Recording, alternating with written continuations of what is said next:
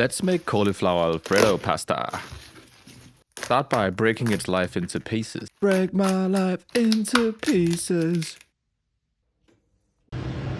Boil it for about 20 minutes until soft. Put it in a blender.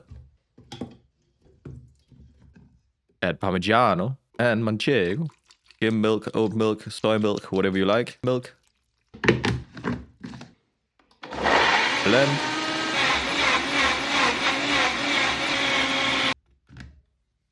Look at that, baby. Mmm. Fry some chicken thighs.